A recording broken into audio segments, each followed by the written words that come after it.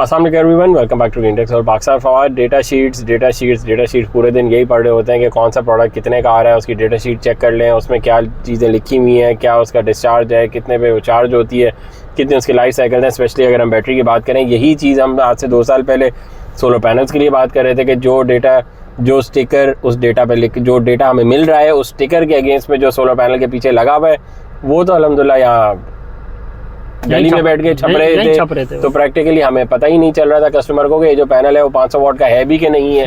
वही काम बैटरी में शुरू हो गया कि यार जो हमें डेटा शीट मिल रही है, जब आप इंस्टॉल कर लें उसके बाद आपको पता चलता है इसमें तो 0.5 का डिस्चार्ज था, उसमें तो 0.25 का डिस्चार्ज था, इसमें जो लाइफ साइकिल लिखे हुए हैं वो इतने लाइफ साइकिल ही नहीं है, उससे पहले ही ख़राब हो गई, उससे पहले ही आग लग गई।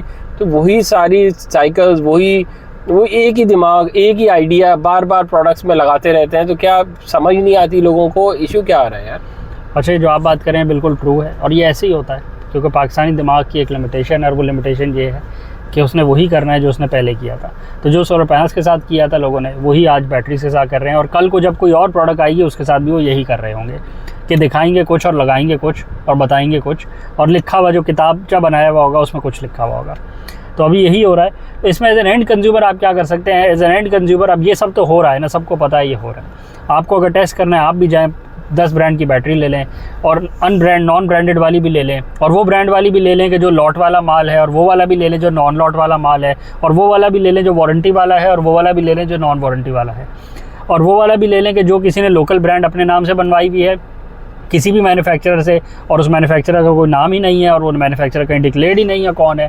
क्योंकि पाकिस्तान में कोई ऐसी एजेंसी तो नहीं ना कि जिसके थ्रू आता हो और वो प्रॉपर्ली टेस्ट होता हो कि जो ऐसे क्लेम्स है जो टेस्टिंग पैरामीटर जो आपने डिक्लेयर करे हैं वो उसको मैच भी करती है प्रोडक्ट के नहीं करती। जो बात आपने डेटा शीट में लिखी है वो ट्रू है कि नहीं, इसको भी कोई नहीं, इसको कोई टेस्ट नहीं करता। आप क्लेम भी नहीं कर कोई ऐसी इदारा नहीं है, ऐसा कोई मैकेनिज्म नहीं है कि जिसके थ्रू आपको जो प्रोडक्ट मिल रही है उसकी डेटा शीट की एक्यूरेसी और वेरासिटी को चेक करता है, ऐसा कुछ नहीं है। तो ऐसे सिनेरियो में अब आज एंड कंज्यूमर आपने क्या करना है? आप बोलेंगे ये सब हो रहा है तो अब हम क्या करें? अब आपके पास 2 ऑप्शन। एक ऑप्शन ये है जो थोड़ा मुश्किल ऑप्शन है, वो ये है कि आप सबसे अच्छी चीज़ लगवा लें, जो भी अच्छी चीज़ आपको दिखती है, brand A, brand B, brand C को छोड़ दें, ब्रांड के नाम को छोड़ दें, आप वो चीज़ लगवा लें जो आपके बजट में सबसे अच्छी आती है, आप वो लगवा लें। उसमें आपके चांसेस ऑफ ये जो मिस कमिटमेंट है, चांसेस ऑफ इनएक्यूरेसीज़ है, चांसेस ऑफ मिस डिक्लेरेशन है कि जो बोला डेटा शीट में वो एक्चुअली प्रोडक्ट में ना हो, ये होने के चांसेस कम है क्योंकि बड़ा मैन्युफैक्चरर ग्लोबली ज़्यादा प्रोडक्ट सेल कर रहा होता है और अगर वो इस तरह की मिस कमिटमेंट करता है तो उसकी प्रोडक्ट सेल नहीं होती। क्योंकि जो रूल्स पाकिस्तान में अप्लाई होते हैं प्रोडक्ट लाने पे वो बाकी दुनिया में जनरली अप्लाई नहीं होते। ऐसी कि यहाँ पे मिस डिक्लेयर करके प्रोडक्ट को ले आए तो वो हर जगह नहीं चलता ना ऐसे। तो जो मैन्युफैक्चरर अपने नाम से प्रोडक्ट दुनिया भर में बेच रहा हो वो मिस डिक्लेरेशन कम करता है। कर वो भी सकता है कि अगर उसको पता हो कि पाकिस्तानी प्रोडक्ट जानी है जहाँ पे कोई चीज़ चेक ही नहीं होती तो वो कर सकता है, ऑफकोर्स चांसेस है। बट जनरली पाकिस्तान उसके लिए फिर चंक भी छोटा रखती है। अगर 5% की पाकिस्तान उसके लिए मार्केट है तो वो ऐसी हरकत करते हुए 10 दफ़ा सोचेगा कि नाम क्यों ख़राब करना है, 95% मार्केट भी हमारे हाथ से निकल जाएगी। बिल्कुल ऐसे। अब उसके अगेंस्ट में आप एक अननोन ब्रांड ले लें या सेकंड ईयर की ब्रांड ले लें।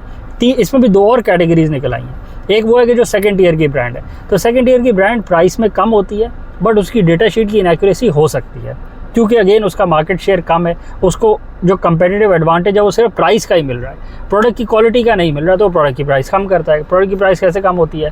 जो उसके टेक्निकल पैरामीटर्स होते हैं उसमें कहीं ना कहीं शॉर्टकट लगाते हैं। जो डिस्चार्ज कैपेसिटी लिखी है वो नहीं होगी पूरी, जो चार्जिंग कैपेसिटी है वो पूरी शायद ना हो, कितने % से कम हो, किसी की 10, 15, 20% कम होगी, किसी की 50, 60% कम होगी। जो सेल्स लिखे हुए हैं किसी ने लिखे ही नहीं है कि कौन सी मैन्युफैक्चरर के सेल हैं, कौन सी ब्रांड के सेल हैं, उसकी केमिस्ट्री क्या है, क्या कॉम्पोजिशन है, कौन सा BMS लगा हुआ है, किस तरह वो कम्युनिकेट कर रहा है, किस एफिशिएंसी से वो चार्ज डिस्चार्ज करवा रहा है और सबसे बड़ी बात कि वो सेल्स ब्रांड न्यू भी हैं, कितने लाइफ साइकिल उसके हैं, कितने लाइफ साइकिल टेस्ट उन्होंने करे हैं, वो जो उन्होंने टेस्टिंग करी है उसके क्या पैरामीटर्स से, और कोई मैकेनिज्म है जिससे हम अपने लाइफ साइकिल देख सकते हैं? कोई ऐसा फीचर भी है उस ऐप पे? हाँ बिल्कुल। अगर क्या तो हमें जा रहा है कि 8000 सा लाइफ साइकिल है, 10,000 लाइफ साइकिल है, कुछ दिख भी रहा है हमें कि नहीं? और उसके बाद दिखने के बाद भी अगर वो 2000 पे बंद हो जाती है तो आप किसको पूछेंगे जाके 8000 आपको मिलेंगे कि नहीं मिलेंगे? तो वारंटी बोल देना, डिस्चार्ज बोल देना, डिस्चार्ज रेट, कैपेसिटी, ये सब बोल देना तो आसान है ना। जब आप पेमेंट कर देते हैं प्रोडक्ट की तो वो आपकी हो जाती है। अब उसमें अगर इशू आता है तो पेमेंट वापस नहीं होती, वो आपको वारंटी सेंटर जाना पड़ता है, और वारंटी सेंटर का क्लेम भी हर दफ़ा एंटरटेन नहीं होता, उस पर भी टर्म्स एंड कंडीशंस नीचे लिखी हुई होती हैं। ये सिर्फ सोलर इंडस्ट्री में नहीं है, सोलर के प्रोडक्ट में ऐसे प्रैक्टिस नहीं हो रही, हर प्रोडक्ट में ऐसी होती है, और कितने गाड़ियों में भी ऐसी होती है। कितने ही लोगों का फवाद फ़ोन आया है कि यार इन्वर्टर जो है, इन्वर्टर के साथ बैटरी दूसरे ब्रांड की लगाई है, जो सबसे आजकल टॉप हिट चल रही हैं, दोनों इन्वर्टर और बैटरी, और अब वो कनेक्ट नहीं हो रही, और जिससे लगाया था उससे भी नहीं हो रही। अब मैं क्या करूँ? अब आप मुझे बताएं वो कस्टमर किधर जाएगा? अब ये एक इशू किसको बोलेगा? इन्वर्टर वाले को बोलेगा भाई मैंने तो कहा ही नहीं है बैटरी लगाओ। बैटरी वाले को बोलेगा ये उसके साथ मैं क्यों लगाऊं, मैंने थोड़ी इंस्टॉल करी है। बिल्कुल ऐसे। कंज्यूमर का क्या नुकसान हुआ, उसका क्या फायदा हुआ कि उसको ऐसे बंदे से लगानी पड़ी, उसको उससे अब लगी नहीं रही। अब उसने तो देखा देखी लगा दी ना कि हाँ अच्छा ठीक है ये कॉम्बो चला रहे हैं आजकल लोग, ये सस्ता है सबसे, चलो मैं भी ये लगा देता हूँ। अब फंसा एज एन एंड यूजर आप ही। अगर कितना फर्क रह गया था उसमें और एक अच्छे ब्रांड में आखिर में? ये तो कंज्यूमर के समझने की बात या जिससे आप लगवा रहे थे उसमें और किसी काम के बंदे में जिसको पता थी चीज़ की। सही है, कितना फर्क रह गया था? अब देखें ये कंज्यूमर के समझने की बात है कि कंज्यूमर ने जो भी करना है वो सोच समझ के करना है। और दूसरी बात ये कि कंज्यूमर अब हमने 3 सिनेरियो डिफाइन करे हैं ना, कि सिनेरियो नंबर 1 ये कहता है कि आप वो चीज़ लगवा लें जो सबसे अच्छी है और सबसे ज़्यादा कंपैटिबल है और जिसको जो इंटरनेशनली सेल कर रही है, उसमें आपके chances of error, chances of misdeclaration नहीं होंगे, कम से कम होंगे। उसके बाद ऑप्शन ये कि आप सेकंड ईयर का सामान लगवा लें। सेकंड ईयर के सामान में मिसडिक्लेरेशन हो सकती है क्योंकि वो प्राइस वॉर पे खेल रही है, प्राइस कंपेटिटिवनेस पे खेल रही है, वो डंपिंग स्ट्रेटजीज पे भी खेल रही है कि जब कभी प्राइस अनकम्पेटिटिव हो जाएगी तो वो माल को डंप भी करेगी। और माल डंप तब किया जाता है जब माल से जान छुड़ानी हो। माल डंप खुशी खुशी नहीं किया जाता कि 5 साल बाद इसकी वारंटी को एंटरटेन कर रहे हो। चाइना है ना, और कोई और सोफिस्टिकेटेड उस जो वारंटी टर्म्स पिछले 50 साल से लोग एंटरटेन कर रहे हो, चाइना थोड़ा सा डिफरेंट वर्क कर रहा है अभी करंटली, बट नॉनदलेस क्लेम कर लेते हैं, क्लेम को छोड़ भी कर लेते हैं। चाइना की अच्छी कंपनीज हैं, वो करते हैं, आप डायरेक्टली ईमेल कर सकते हैं उनको, डायरेक्टली अपनी कंप्लेंट्स को लॉन्च कर सकते हैं और वो आपको विदिन 24 आवर्स आपको उसका रिप्लाई करके उसका प्रॉब्लम सॉल्व करके एज एन एंड यूजर अगर आपकी प्रोडक्ट जेन्युइन है, उन्हीं की है और वो अच्छी क्वालिटी की है तो अच्छी कंपनीज आपको एंटरटेन करती हैं। बेशक बीच की कंपनी हो ना हो, आपका वेंडर हो ना हो, डजंट मैटर, वो ओन करते हैं अपनी प्रोडक्ट को।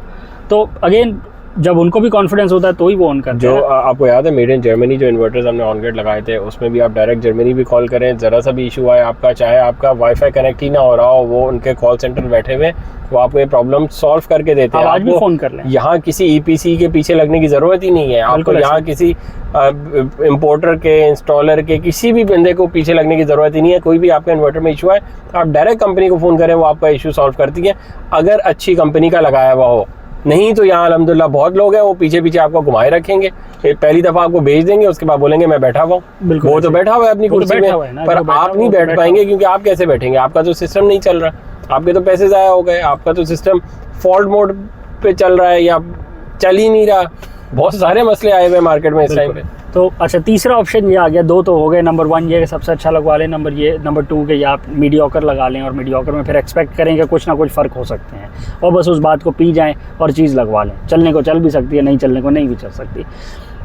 थर्ड ऑप्शन ये है कि फिर आप लोकल लोग जो अपने नामों से बना के यहाँ बेच रहे हैं आप वो ले लें, वो प्राइस में और बहुत सस्ती हैं।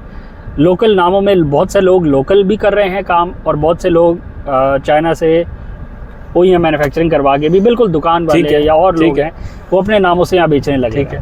तो उसमें और ज़्यादा चांसेस हैं।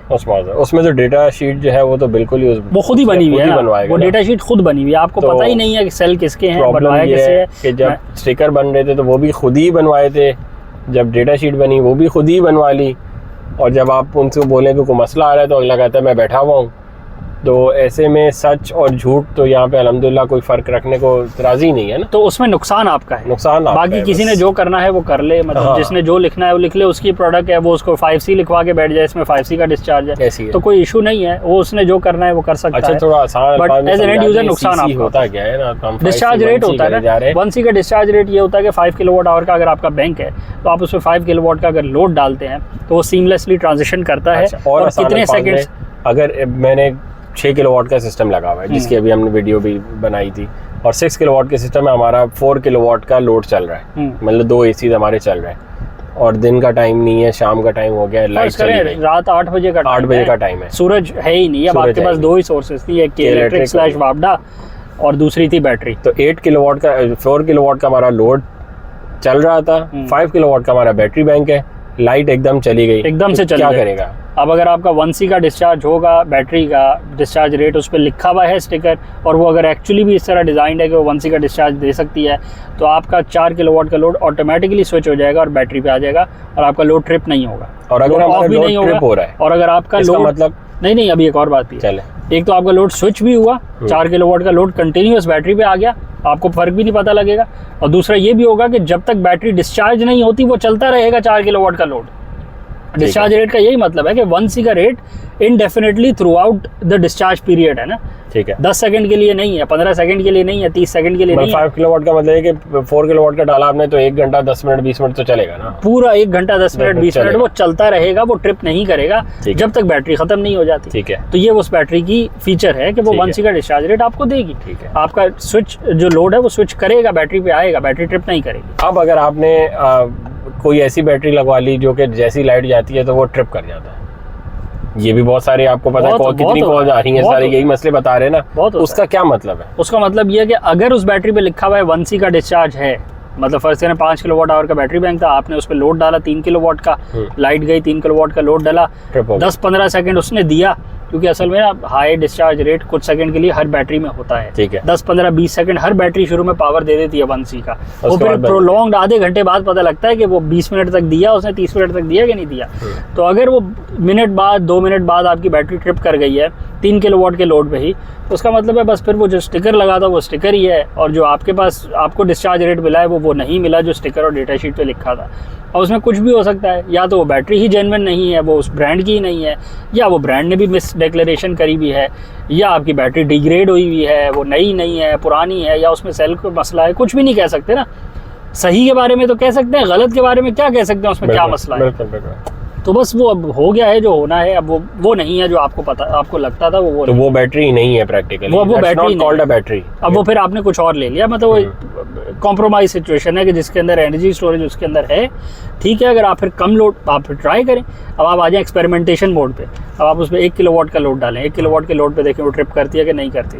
अगर नहीं करती वेल एंड गुड, 2 किलोवाट का फिर लोड डालें, अगर ट्रिप करती है नहीं करती तो भी देखें। अगर 2.5 किलोवाट का लोड डालते हैं तब भी ट्रिप नहीं करती, और अगर थोड़ा सा बढ़ाने पे वो ट्रिप कर जाती है, तो इसका मतलब वो 0.5C डिस्चार्ज वाली है, 0.5C डिस्चार्ज वाली, 0.25 डिस्चार्ज वाली भी चल रही है, 0.25 वाली भी है, 1250 वाट पे चलेगी। मेजॉरिटी जो सस्ती बैटरी है वो उनके यही इसी तरह के मसले हैं, ये तो चेक कर लिया, ही कंप्लेन है। डिस्चार्ज रेट तो आपने चेक कर लिया, लाइफ साइकिल कैसे वो कैसे चेक करेंगे? वो तो अभी पता चल जाएगा, साल 2 साल में जब खराब होकर वापस आना शुरू हो जाएंगी तो वो भी पता चल जाएगा। ये कैसे चेक करेंगे कि जो सेल्स हैं वो ब्रांड न्यू है कि पुराने हैं, किस मैन्युफैक्चरर, जब वो चले ही नहीं तो इसका मतलब कैसे नए हैं वो, यही तो बात है। तो वो एंड ऑफ लाइफ पे ही पता लगेगा।